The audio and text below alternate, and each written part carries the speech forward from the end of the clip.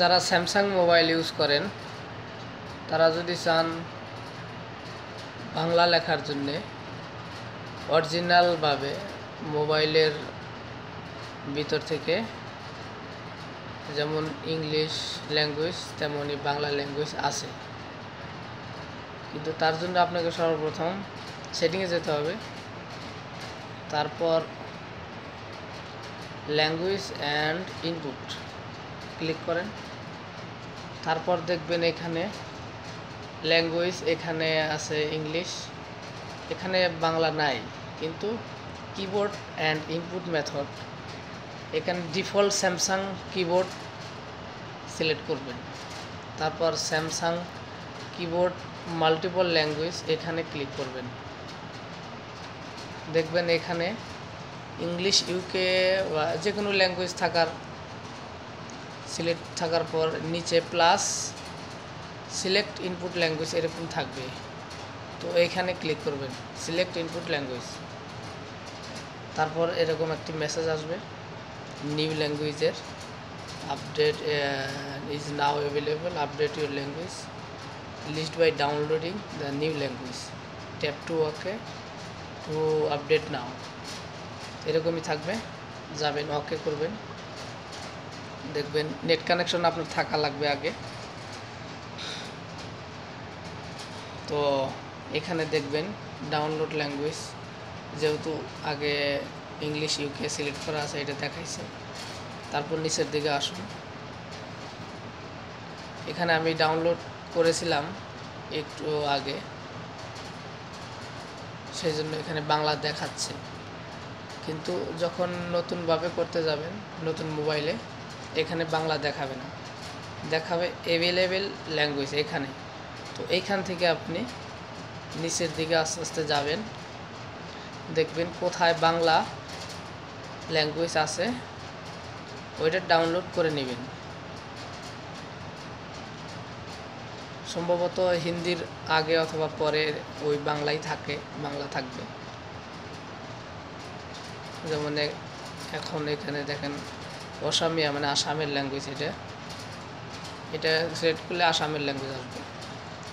তো এখান থেকে আপনি বাংলা ল্যাঙ্গুয়েজটা সিলেক্ট করবেন, ডাউনলোড করবেন। ডাউনলোড শেষে আপনি এটারে সিলেক্টে রাখবেন, এই দেখুন সিলেক্ট। তারপর ইংলিশ ইউকে সিলেক্ট আছে। এখন ইংলিশ ইউকের আর বাংলা এই দুইটা ল্যাঙ্গুয়েজ আপনি পাবেন এখানে। দেখুন এখানে অলরেডি বাংলা আসছে, প্রথমে কিন্তু এখানে বাংলা ছিল না, শুধু প্লাস সিলেক্ট ইনপুট ল্যাঙ্গুয়েজটা ছিল। এবং নিচেও দেখবেন যে auto replace English UK and Bangla এরকম দেখা আছে। যখন এরকম দেখবেন তখন আপনি বুঝতে পারবেন যে আপনার বাংলা ল্যাঙ্গুয়েজটা সিলেক্ট হয়ে গেছে।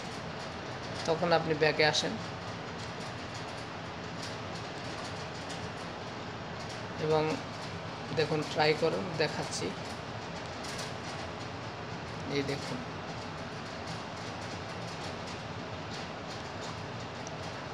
দেখুন এখানে বাংলা আসছে।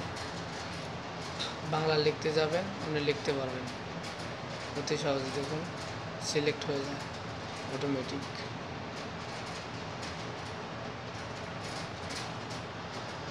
যাই হোক, যদি আপনার আবার ইংলিশ এখানেই দেখুন এরকমভাবে স্লাইড দিবেন, দেখবেন ইংলিশ আসছে, ইংলিশে লিখতে পারবেন।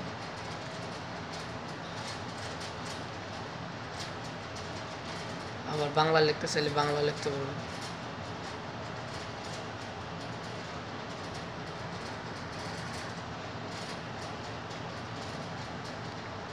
দেখুন অতি সহজ।